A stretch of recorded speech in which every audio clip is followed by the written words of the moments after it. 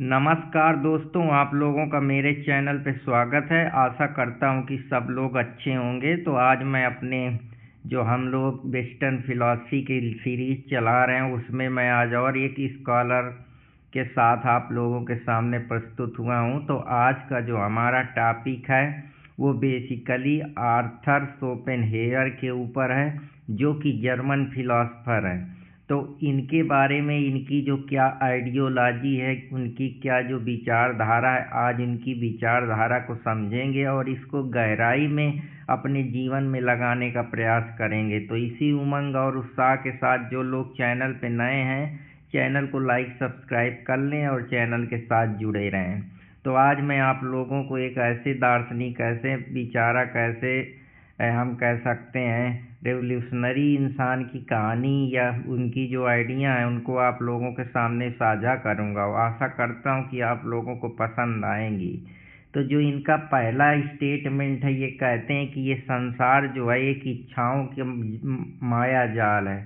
जहां हम जब संसार में आते हैं तो जो हमारी आंखें हैं वो इस रिप्रेजेंटेशन में एक माया की तरह इस संसार को देखती रहती हैं कि ये पद है, ये पावर है, ये बड़ी बड़ी बिल्डिंगें हैं, ये आकाश है, ये लोग हैं, ये रिश्तेदार हैं, ये दुनिया है।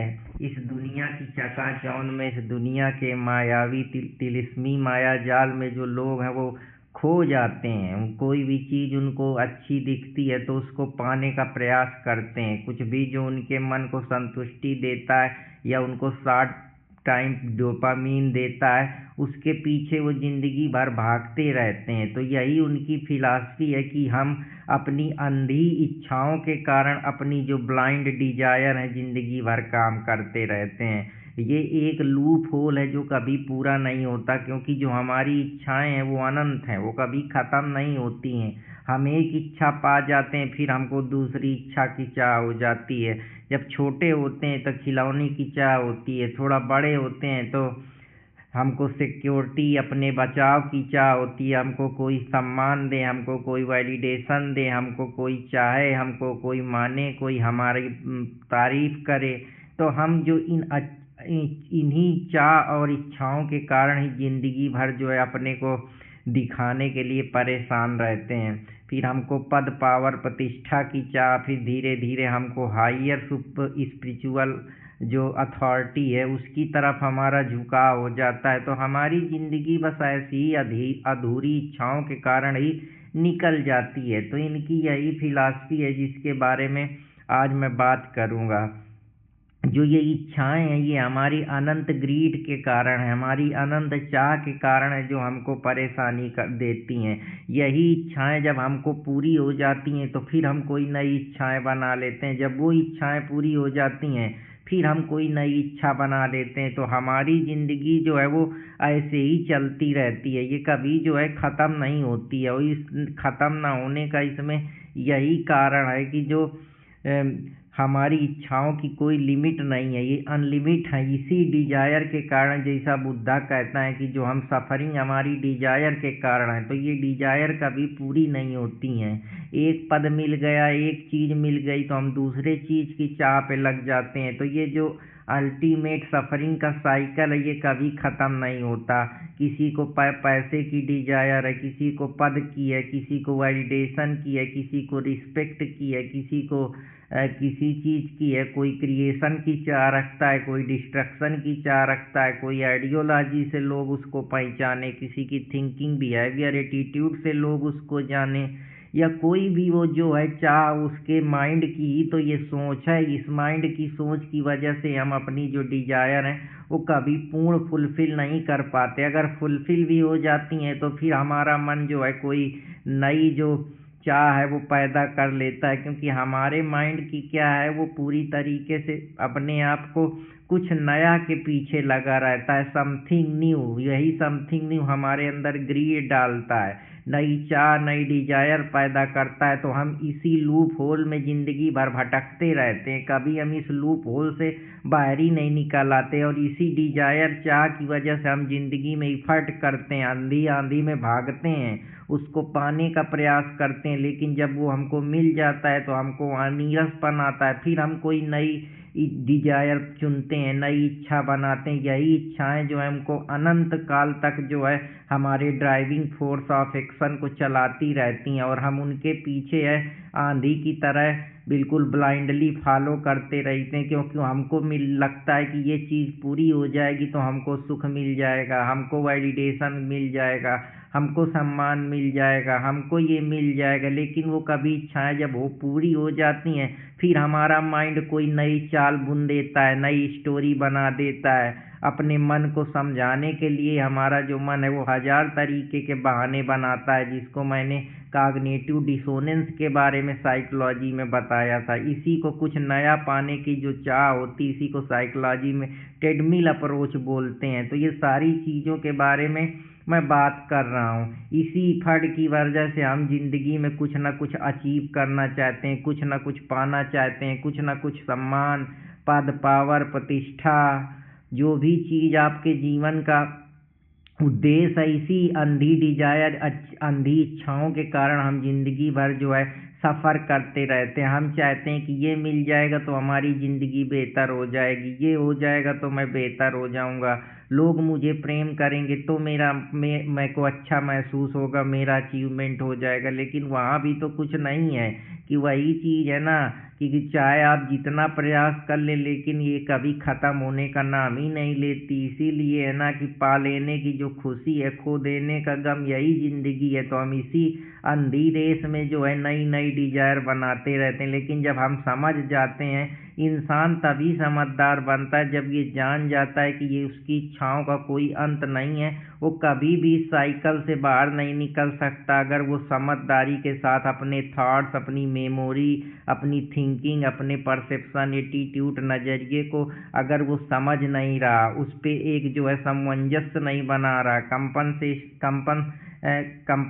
जो एक उसका कंपैशन है वो नहीं पैदा हो रहा, उसके जो है वो अपनी ज़िंदगी को अपनी तरीके से मोड़ नहीं पा रहा, अपने थॉट्स पे कंट्रोल नहीं कर पा रहा, तब तक उसको परेशानी रहेगी। तो इसी परेशानी से निकलने के लिए हम अपने अंदर धीरे धीरे जो है बैलेंस बनाना शुरू करते हैं, अपने थॉट्स प्रोसेस, अपने माइंड की साइकी को समझना शुरू करते हैं, अपने जो एटीट्यूड बिहेवियर है उसमें जो है एक बैलेंस वे अपनाते हैं, जिससे हम एक सिंपल थिंकिंग के साथ, हायर थिंकिंग के साथ एक सिंपल ज़िंदगी जी सकें, अपने विचारों को कंट्रोल कर सकें, अपने भावनाओं पे काबू पा सकें। यही जो हमारी फिलॉसफी है कि हम बेसिकली इमोशनली इंटेलिजेंट हो जाते हैं, हम अपने इमोशन को समझने लगते हैं, अपने थॉट्स, बिहेवियर, अपनी थिंकिंग, एटीट्यूड, पर्सनालिटी को हम बेहतर तरीके से, अपने माइंड पे हमारा कंट्रोल हो जाता है। यही कंट्रोल जो होता है हमारे को tension, anxiety, depression, over thinking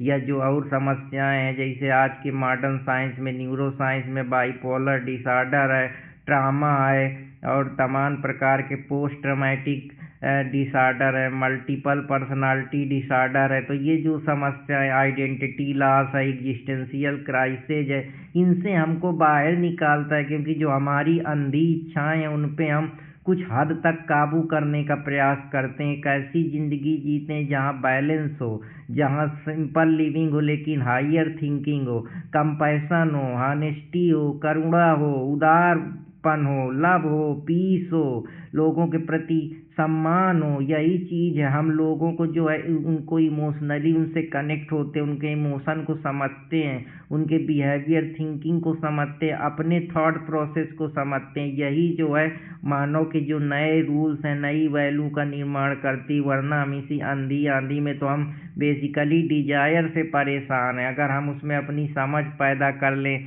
जैसे एक आदमी को लगता है कि वो प्रेम कर रहा है, पर एक्चुअली वो नेचर का धोखा होता है कि वो स्पीसीज को आगे बढ़ाने के लिए हमको उस डिजायर की तरफ ढकेलती है। लेकिन जब हमको वो डिजायर मिल जाती, फिर हम कोई नई डिजायर बना लेते हैं। जैसे हम बॉस में, ऑफिस में कोई काम कर रहे हैं, हमको एक टास्क मिला, प्रमोशन मिला, हम खुशी हो गए, प्रमोशन के बाद हमको कोई फिर रिस्पॉन्सिबिलिटी मिली, फिर हमको जब उसमें मज़ा नहीं आया, फिर हम कोई, तो हमारा ये अनलिमिटेड कभी ख़त्म ही नहीं होता।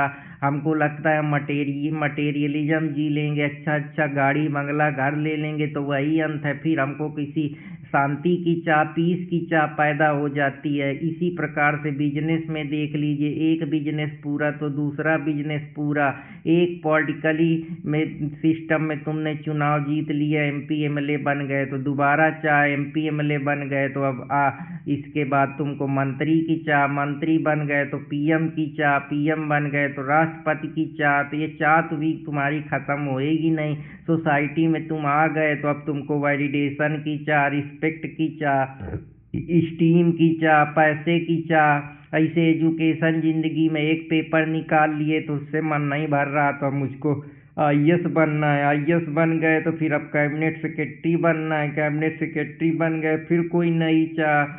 इसी प्रकार से एंटरप्रेन्योर की ज़िंदगी में एक छोटा सा कोई धंधा खोल लिया तो फिर कोई नया धंधा उसको बनाना है। ऐसे हमारी साइकोलॉजी में भी अनेक प्रकार की चाह है। माइंड एक प्रकार से सोचता है, फिर कोई नई थिंकिंग, आइडिया, थॉट्स जनरेट कर लेता है। तो हम जिंदगी भर इन्हीं थॉट्स, आइडिया, इमोशन को ही समझने बूझने में अपनी पूरी ज़िंदगी लगा देते हैं। कभी कोई हमको कोई वो दे दिया तो हमको उसको कोई गाली दे दिया, परेशान कर दिया, सेम कर दिया, गिल्टी कर दिया, तो उससे बदला लेने की चाह। तो ये चाह कभी ख़त्म नहीं होती। जैसा हम अपने सेंसेशन से, अपने परसेप्शन से दुनिया को देखते हैं, रिप्रेजेंट करते हैं, जो उनका रिप्रेजेंटेशन है संसार को देखते हैं, तो ये संसार को हमारे देखने का नज़रिया, जो चश्मा थ्योरी है कि हम किस तरीके से अपना परसेप्शन इस सोसाइटी में रखते हैं, वही हमारा जो है एक प्रकार से देखने का नज़रिया है। लेकिन देख के भी हम पूरी ज़िंदगी भर इसी भ्रम, इल्यूजन और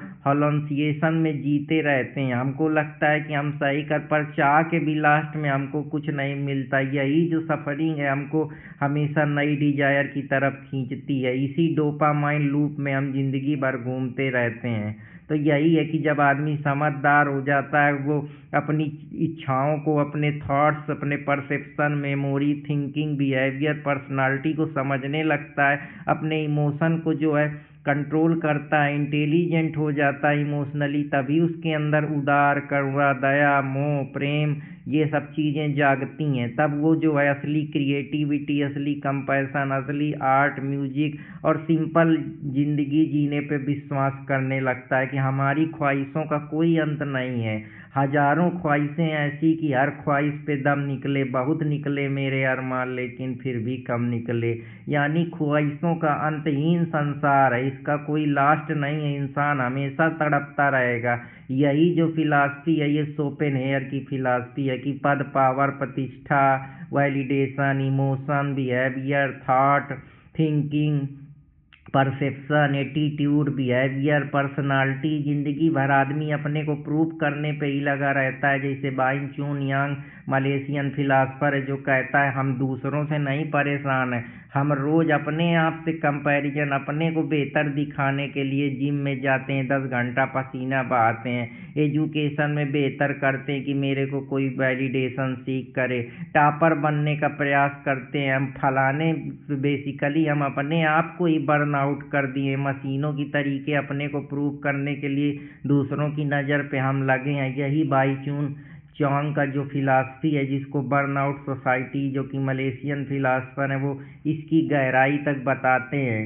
हमको पावर हमारे आसपास नहीं है, पावर हर जगह विद्यमान है, वही हमको अपनी तरफ खींचती है। इंडिविजुअल हमको अपनी तरफ खींचता है, स्कूल अपनी तरफ खींचता है, सोसाइटी अपनी तरफ खींचती है, इंस्टीट्यूशन अपनी तरफ खींचते हैं, हॉस्पिटल, इंटरटेनमेंट, सब हमको अपनी तरफ खींचते हैं। यही जो है माइकल फोकाल्ट का जो है पैनॉप्टिकम स्टेट है कि कोई हमको देख रहा है, हमको पकड़ ना ले। इसी पकड़ की वजह से जो है हम अपने ज़िंदगी में अपने को प्रूव करने के लिए लगे रहते हैं, अपने आप को दिखाने के लिए लगे रहते हैं कि दिल ही तो है ना संगो सिख दर से भर ना जाए।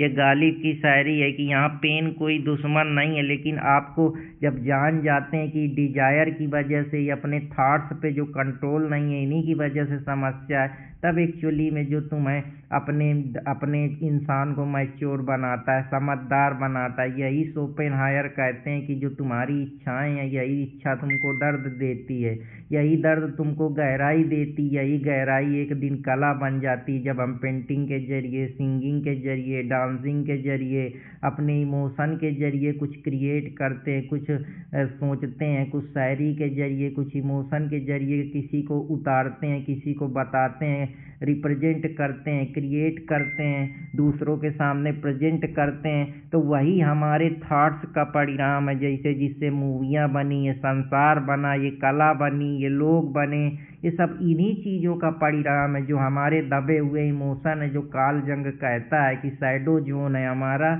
वही हमको कहीं ना कहीं हमारी इच्छाओं को जब हम समझने लगते हैं, अपने इमोशन पे हमारा काबू हो जाता है, तो हम उसको क्रिएटिविटी, जिसको हम कह सकते हैं कि साइकोलॉजी में इसको सब्लिमेशन बोलते हैं। जब हम अपनी एनर्जी को जो है ट्रांसफ़र कर देते हैं, जो हमारा ईर्ष्या है, दोष है, घृणा है, एंगर है, उस एनर्जी को हम नया डायरेक्शन दे देते हैं। जैसे उस एनर्जी, एंगर को हम जिम में परिवर्तित कर देते हैं, अपनी एनर्जी को हम क्रिएटिविटी चीज़ों पे लगा देते हैं, टीचिंग में लगा देते हैं, अपने आप को पुशअप करने पे लगा देते हैं, अपनी थिंकिंग में कुछ एक्सप्रेस करने के लिए, कुछ पॉजिटिविटी के लिए उसका यूज करते हैं। तो वही सब चीज़ें होती हैं जो इसके अंतर्गत आती हैं। तो यही जो उनकी फिलॉसफी है, वेस्टर्न फिलॉसफी, जहाँ उन्होंने अपनी इस थिंकिंग को कि हम अंधी डिजायर, अंधे रिप्रेजेंटेशन के कारण, माया के कारण इस संसार के हमेशा बिल जो हमारे अंदर की अंधी आंधी है, यही हमारी सफरिंग है जो कभी ख़त्म नहीं होगी।